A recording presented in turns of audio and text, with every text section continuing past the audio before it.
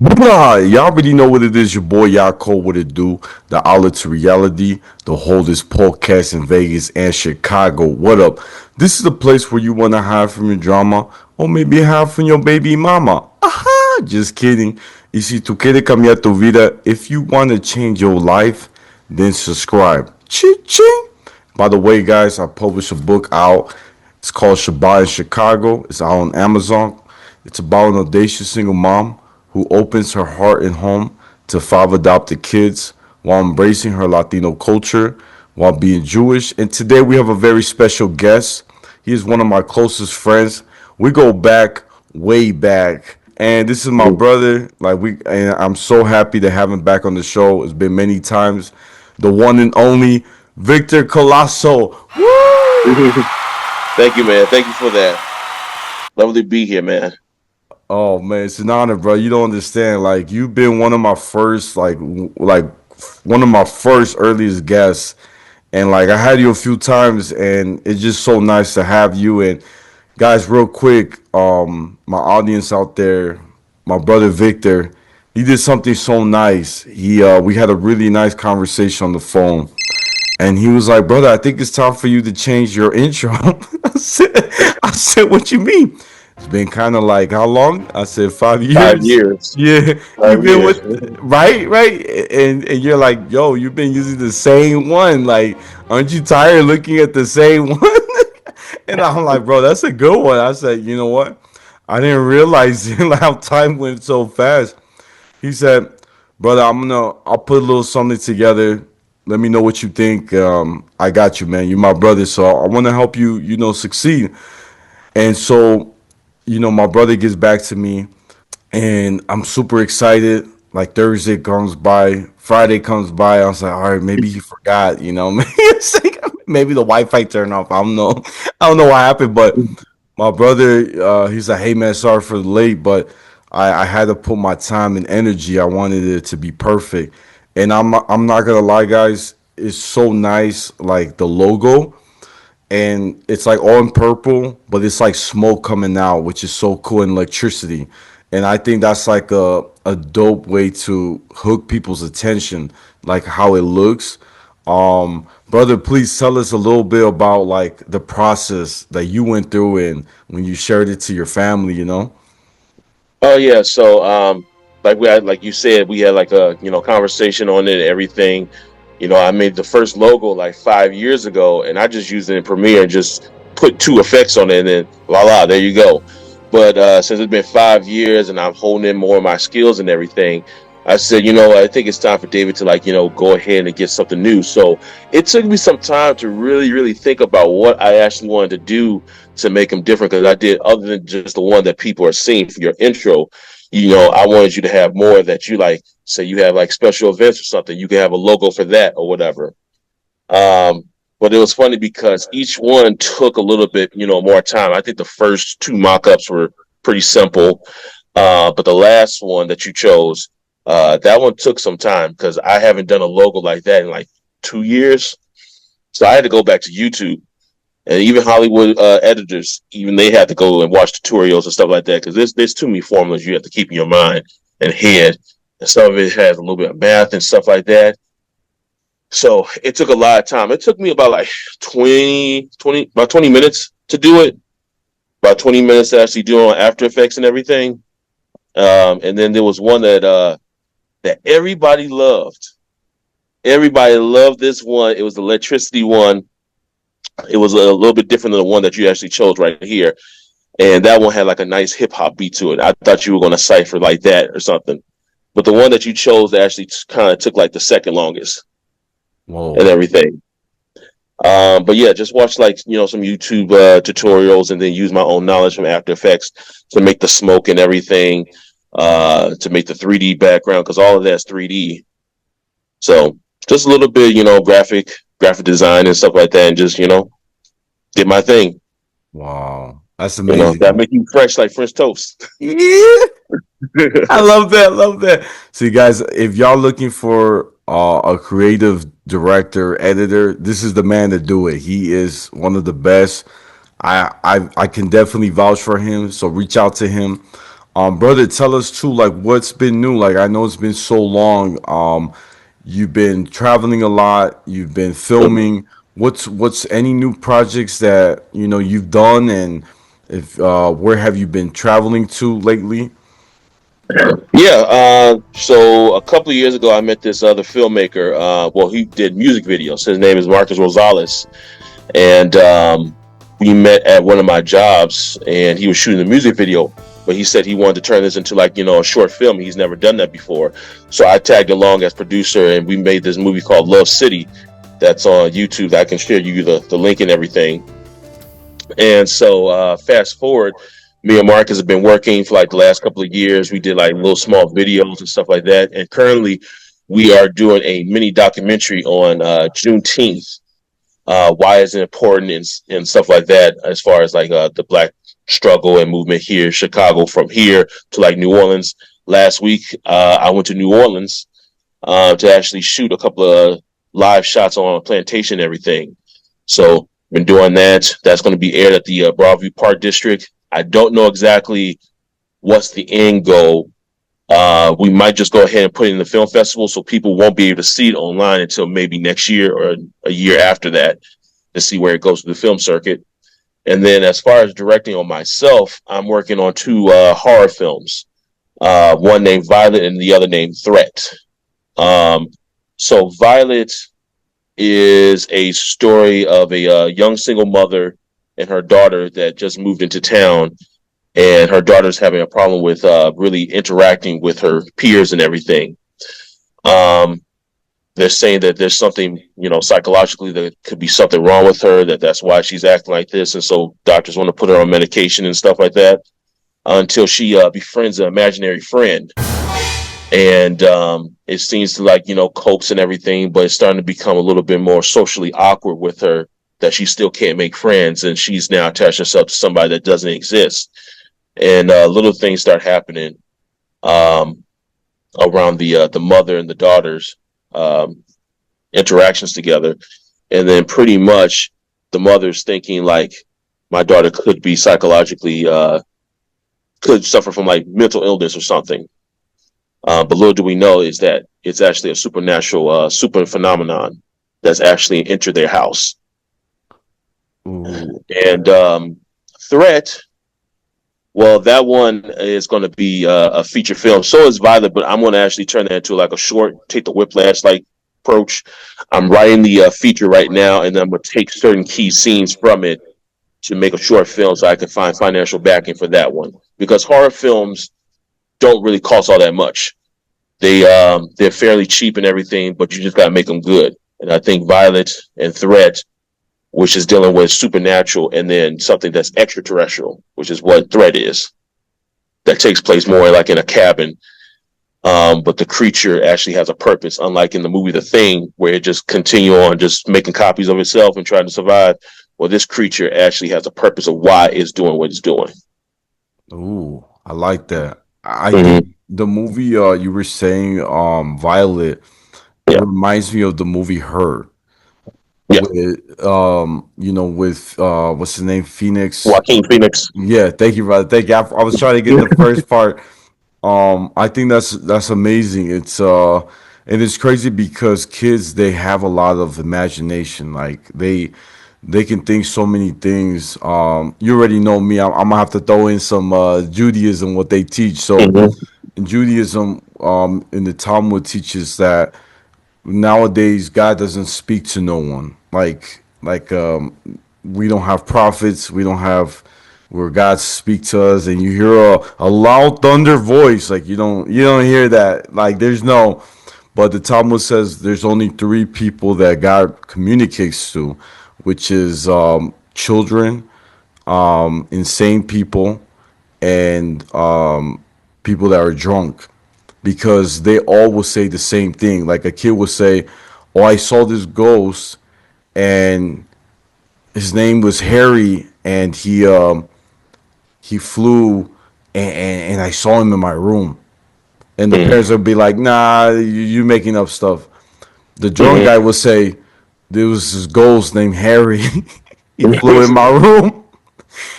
and everybody start laughing. They're like, "Come on, Joe, you still drinking?" And then Mm-hmm. you got someone who's insane, who just got a rehab in the mental hospital, and he go, "Hey, y'all not gonna believe this, but this ghost named Harry, he went in my room." And everybody's like, "Yo, get this fool out of this room. He ain't paying attention to the program, you know." So it's very. That's why for me, like when I hear people say like, "Oh, there's a famous. This is a crazy story I'm about to share, but there's a story where this true story. Uh, there was a pastor giving a lesson to his congregation, and this woman came up every day to go pray for him. She's like, "Hey, pastor, can I pray for you?" He's like, "Yeah, yeah, go ahead, go ahead." And every day, and every service, and he's like thinking, "What's she praying about?" And so he goes, "Miss, what are you praying about?" "Well, I'm praying that God will give me the strength, because He told me to leave my husband for you."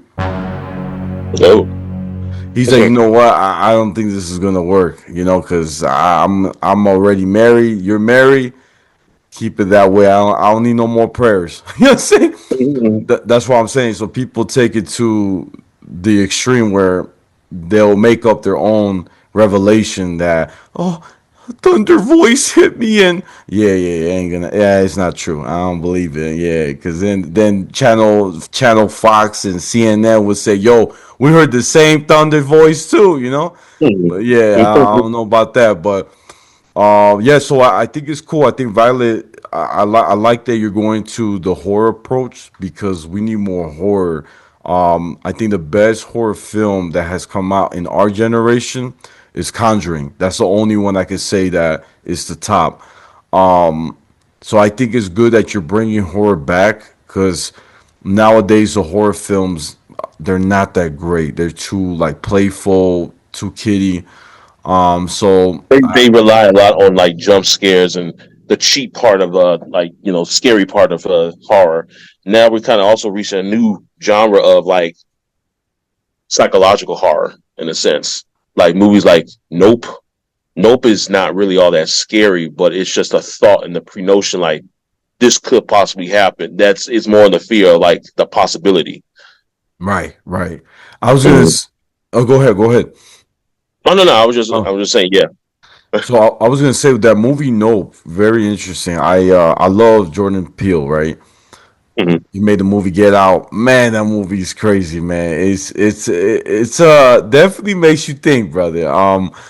I even got scared for that, man. I said, "Homie, run! Like keep going, don't go back." And it's crazy because that movie really helped. That was Jordan Peele's first movie, became a big hit. Second movie, Us. That movie was okay. It was not that Mhm. bad. It was a little crazy because it's like two of the same people. You don't know Yeah, who's who. It was like the other, tripping. yeah. You know what I'm saying? You were like tripping. And the movie, Nope. I'm not gonna lie, fam. They have good actors like Kiki Palmer, but the problem is that movie. I felt like it kind of went all over the place because I could not. I didn't really hook my attention. It was just maybe the startup was too slow Mhm. in the film, but it wasn't. I was expecting more from this one, and I don't know. What do you think? What do you think from the three films? I mean, from the three films of like Get Out, Us, and Nope, I would rank Jordan Peele's movies like Get Out is his best, his first. Nope, I actually find better than Us because Us, I just didn't completely understand, and it also wasn't all that scary to me. Nope, Nope. Watching it in theaters, there was points where I like kind of jumped just a little bit, just on the whole horror of just like the creatures like above him and everything. He's got to stay in his truck, and he's trying to figure out what this thing is and everything. And you think like most alien films, it's like, oh shit, that's the ship, but actually this big creature, that looks like a ship, is actually the actual creature, and it thinks like an actual animal and everything. I think it's because like just the way he told the story of like you talk about Kiki Palmer and Daniel Kaluuya's character, his brother and sister trying to keep their father's ranch. Um, Now you have this alien that's coming in and terrorizing the town. So yeah, it was pretty much all over the place and everything, and then maybe just like a little bit of pacing. But again, films are not just for everybody. Sometimes you might like something like you love Spider-Man 3, Tobey Maguire, and you say it's like one of the best. Uh, there's a couple of million people who ain't gonna agree with that, but that's you. You like that. But yeah, the same thing with Nope. Is just like I think the very beginning, like I think the middle part of the movie kind of like slows down a little bit because it was all about figuring out how to trap this thing and then what they're actually going to use, which is like to take pictures so they can make money off of it, to save their ranch and everything. So that took a little bit more time to develop. Unlike Sinners that came out this year with Ryan Coogler, you have it where the whole first act was like 45 minutes long. You don't even get to see the vampires until literally when I was watching on Amazon, like 41 minutes. I was like, damn, you forget like vampires even in this movie. But once he actually blends those together, then you actually start seeing like the actual magic because it's a storytelling. And that's what I mean by like new horror because Sinners was not scary. It felt like more like an action packed horror film. It had horror elements in it, but it was more like action. That movie, I gotta be honest, is a great movie. Honestly, they could have kept out the vampires. Be honest with you, Mhm. and the Yeah, movie would have still been a top hit. right. It was just like so. I kind of didn't like that they were vampires. I see the reason why. Like I Mm-hmm. think that when you already seen Blade, you're like, ain't nobody gonna beat that. I'm sorry, but you gonna have to do better. But they could have kept it back in the days. It would have been more like a realistic film, I would say. Hmm. Because it takes place back in the days. I think right in Mississippi, like that's where it started. Yeah, Mississippi in 1932. Yeah, you see, like they should have kept it that time period and then move forward. You know what I'm saying? But that movie, I gotta be honest, Michael B. Jordan definitely I love that he played two characters in the film. I thought he was gonna be the main character. I never saw the trailer, so I thought Mm. he was gonna be the main character. I was like, damn, brother, you ain't the main character, but he did so good. I like his persona. I think the movie has a lot of deep things. I hear a lot of people there are very religious. They're against the movie. They're like, "Oh, this movie is like bashing, you know, like different faiths." I don't. Christianity. Yeah. Yeah, exactly. And I didn't see it that way. This is something I shared on YouTube. When the movie came out, I pretty much dissected, and my thing is it shows how music, that part, my favorite scene is when they show all the cultures and different group of people showing Oh their yeah. type of dance, their own culture, their style, Hmm. and how music has evolved. But you Yes. see everyone connected, united, right? Hmm. Music does bring people together. Now, what did the father say to his son before he left? Don't play with the devil, basically. Like, don't go there and, this is You not. might bring the devil home with you. Yes, yes, yes. And he doesn't listen. He's a young kid. I think he's 18 now. He's like, Yeah. yeah, I gotta go. So he goes. Crazy thing is that he does get with a woman. They have you know sexual intercourse with a married woman. Infidelity. Infidelity. Thank you. Yes. With a married woman. I was trying to get the word. It didn't come out, and you see how he basically the message they were trying to show you is that music is the devil. It can take away your soul in a way. It can when you give up your soul, you can get all the fame in the world, but you can there's consequences too when you go to Right. this dark side. Something fascinating is when I shared is that in the Torah, the first person to make music, his name is Hubal Kubal. I'm trying to get the last name, or Cain. I think it's, but I know it's Jubaz. But what's fascinating, he made music. He was the first originator to create music, but he didn't make it for God. He made it for the devil. And so it's crazy that you can see, even if you look up the word dictionary for music, and it shows you how to Mhm. pronounce it. It says my, and then it says sick. And my teacher always told me it's trying to say my sickness. And it's crazy because it's like music can, it does have, it depends how you look at it. You can go in the light side, use it for the good, right? Mhm. Or you can use it for your own pleasure. It's really up to you. How do you want to take it? Yeah, absolutely. I mean, that was the whole point of like Sinners is just finding your individuality. Um, and with Sammy playing, the music and everything, that's like his passion, and everything. But how much are you willing to like lose for your passion? And then, spoiler alert, when you see the ending, you see like which one he actually chooses and everything. And that's why this movie is so great because you have to watch this movie from very beginning to end, like literally the very last part. And it's funny because I saw Sinners in theaters 2 times, but my bladder just would not allow me to stay for that last scene. So I had to go. But once I got at Amazon and started seeing, what his father meant by, playing the blues and, who was he looking at the end? You know, was it the devil itself or was it his father? Was it someone else? That was the whole mystery of it. And so, yeah, great film and everything.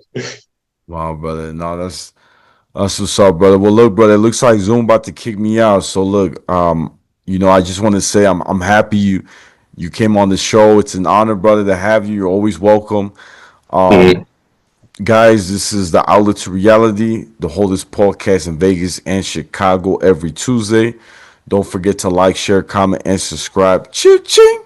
Y'all know where to find me. I'm on Instagram, YouTube, Spotify, the Outlet to Reality. My Snapchat, take one pass it, and my TikTok is at Yaakov28. And brother, where can my fans find you? You can find me on YouTube. Um, well, I have like multiple like works and everything like that. But Marcus Rosales production, you can find like Love City, and then like right now, I'm currently just developing a website so everybody can actually see all my work and everything. Even get links to like what we did back in college. We take one, pass it back. Hey!